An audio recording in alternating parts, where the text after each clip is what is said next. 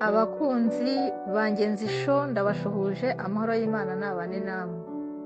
Ni Christina ubasuhuza. Nishimiye kubana namwe. Ni ukuri abo dutangiranye kuri Ngenzi Show, Imana ibaha umugisha. Mwavuga ngo ese dutangiranye nawe utuzaniye iki? Nta kindi mbazaniye. Mbazaniye ijambo ry'ihumure. Iryo humure rero mwavuga ngo ni irihe?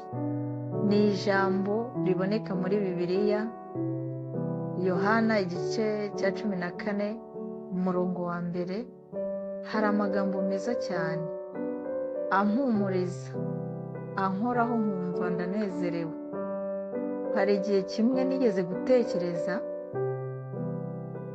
ndavuga inti ariko si iyi si tubayemo tuzayibamo gutya tubabara.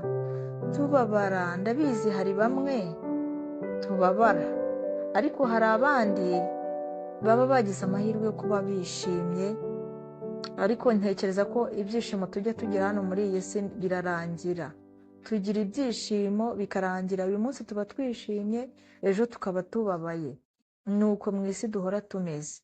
Rero aya magambo ajya mpumuriza cyane, kubwo kumva ko mbaye mu isi hari uburyo bumwe mbabara, ubundi wenda nkishima ibyishimo by'akanya gato. Hari uburyo aya magambo mpumuriza. haravuga ngo ni Yesu wabivugaga. Yaravugaga ngo ntimuhagarike imitima yanyu, mwizere Imana nanjye munyizere. Mu rugo rwa data harimo amazu menshi, iyaba atarahari mba mbabwiye. Ubwo ngiye kubategurira hanyu nzagaruka mbajyane iwanjye, aho ndi namwe muzabeyo. Ayo magambo arampumuriza cyane. Arampumuriza kuko numva ko hari ahandi hantu dufite kuzaba, hari ahandi hantu dufite kuzatura. Ndabikunda cyane rero. Aya magambo iyo nyumvishije atuma numva mpumurijwe umutima wanjye. Ndabifuriza rero kugira ngo namwe aya magambo muyarebe. Riboneka muri Yohana 14 guhera ku murongo wa mbere kugeza kuri 4.